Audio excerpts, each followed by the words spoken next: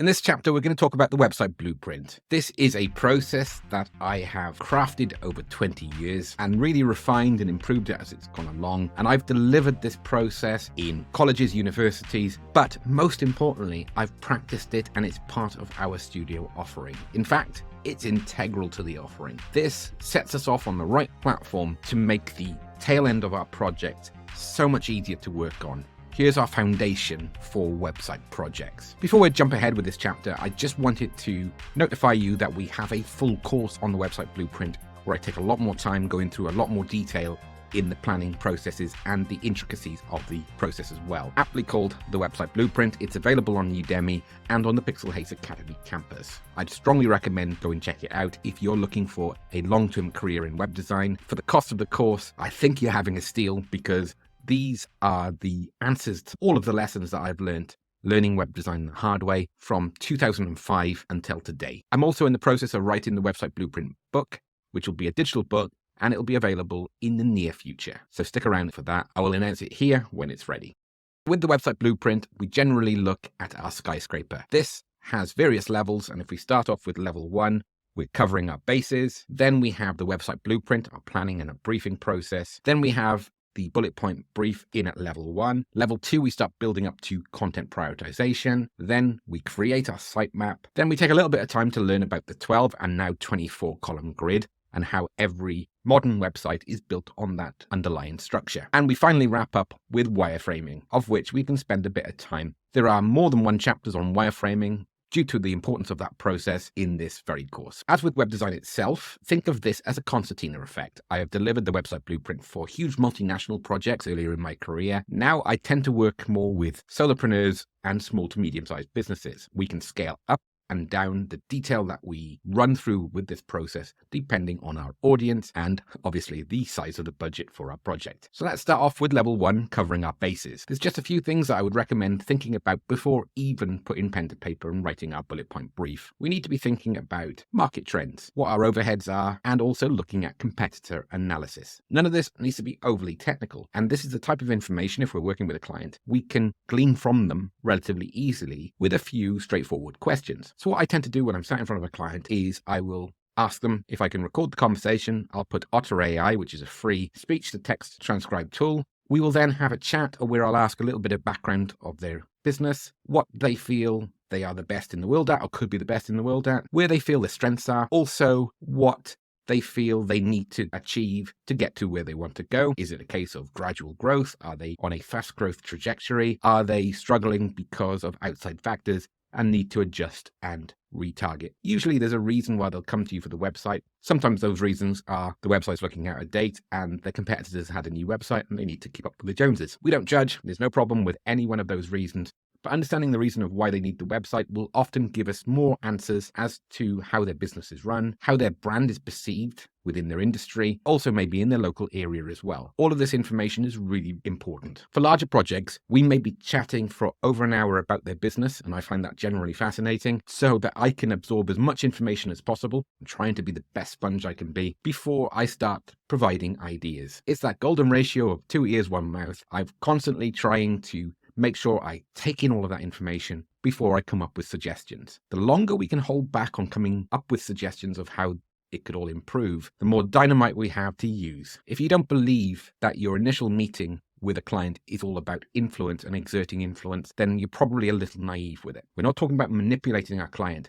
What we suppose is trying to coerce them to what we feel is the right pathway for their business based on what they've told us. So the more they tell us about their business, the more we can help with that. This is not digging our heels in because we feel that. This is definitely not digging our heels in and forcibly saying that our idea is the only one that's going to work. But ultimately, we are judged on results. So if we can just maneuver a conversation to give us the best chance of success, that's what we do. And the more experience you get, the easier that part is. So we need to understand where their market's moving, what their core overheads are.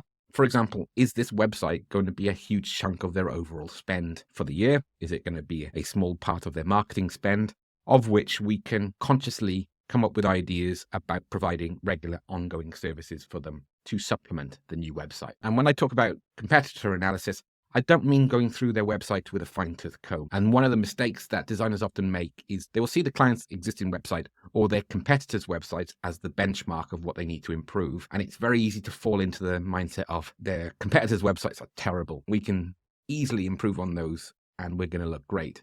And then we're mystified when a client is upset because we haven't done one aspect of the website they were looking for. I've been in that situation more so earlier in my career. And it's really frustrating when you just want to go back to them and saying, yes, but your existing website and your competitors' websites all look terrible. And yet, yeah, we won't go into more detail on that, but you'll probably be in that position at least once in your career. And what I'd recommend is we just kind of move past that. You catch more flies with honey than vinegar. And that's our approach here, is just trying to maneuver the future direction of the project into a win-win environment. Onto the bullet point brief. And keeping it brief is the aim of the game here. So these are the areas that we need to cover. And I've got a demonstration showing exactly how we can use ChatGPT and AI tools to really rapid prototype this approach. We can also use Otter, as I mentioned earlier, to basically ask our clients this question. And then from that transcript, we can feed in this structure to be able to get a formal brief in under an hour. First of all, we need to find the background of the company, the audience, so who their customers are and where they are and what their habits are as well. Their edge, unique selling points, where they can carve out their space in the market and where they can stand out from the competition. I love the series Mad Men, partly because of the marketing pitches and all the creative elements in that series. And the one thing the main protagonist or anti-hero Don Draper would say is, if you don't like the direction that it's going, change the subject. And when we're talking about USPs, we can build our own offers, our own packages that set us apart from the rest instead of just solely focusing on price. And as designers, when we're working with small businesses, we can have a huge amount of influence here, because whilst our clients generally are experts in their individual field, they may not have expertise how to effectively communicate that in the best possible way and how they could package up what they do now in a way that resonates with their audience. I'd strongly recommend heading over to YouTube and checking out a load of videos from Alex and Mosey, because I feel that he's the best in the business at repackaging what you do on a day-by-day basis into an emotional sell. His book, $100 Million Offers, is packed full of great tips in how you can sell products and services. And as web designers, we can learn an awful lot there in terms of how we can design key landing pages and key pages on our site. So when we're looking at background, this is not War and Peace. This is just a little bit of information about the business. And that's where I'd recommend starting, especially if we're recording the conversation. We might find that our client might lock up a little bit if they're not comfortable with that. So what we do is we just prompt a little bit more to start with. We can ask maybe a few questions about the background. Instead of saying, tell me about your business, could you just answer these questions to start with to warm us up? What is the business? Who owns the business? When was it formed? Has it won any awards or any accreditations? How is it seen in the industry by your customers? You get it. We can ask those questions and warm our client up so that they feel more at ease in answering the following questions. And then we can tell our story with the 5 W's and a H. Who, what, why, where, when, and how. Who your customers are, but also who the business is. So who your client is and who their customers are as well. What your client offers, why, which can be both the culture of the business, which then means why, which then translates usually to why would someone buy from you? Why do your best customers purchase from you? And you'll often find those are two intrinsically linked. Where? Is it a physical location? Is it online? Is it a hybrid of the two? And also when? Office hours? Can I buy instantly online? When are sales going up? Etc. Finally, the how. That's the call to action. How can I buy? How can I get in touch? How can I add myself to the mailing list? If we can answer all of these questions, and I recommend you have these in the back of your mind when designing your websites, it will make your job oh so easier. So I've got a quick example here for Edge, or our USPs. And the question here is, what sets you apart from your competitors? So when it comes to sharpening our edge, I've used Whole Foods as an example, which the USP is pretty bland. The quality of our products is second to none. Everyone says that. And even the rewritten USP isn't the most imaginative. I deliberately chose something that I felt was everyday, because when we're working with clients, we don't always get that creative freedom that we can go with really on the edge, pun intended, marketing campaigns. Often reassurance is what they want, and they want to blend in with the competition, just providing the best offering within the same market, as opposed to appearing so good that they actually jump out of that market. Subtle differences, but the rewritten version here is more relatable. The higher standards weren't available, so we created. Really good example there of how you can just use everyday speak to get your USP message across to your audience. Delivery. We need to understand what our website KPIs are. It's just a fancy acronym for key performance indicators. So what metrics are we going to use to measure the performance of our website? It could be number of visitors. It could be the number of inquiry forms filled out. It could be the average order value for individual customers. It could be customer retention or increase in number of customers where the website is integral to that. What's really important is these need to be measurable.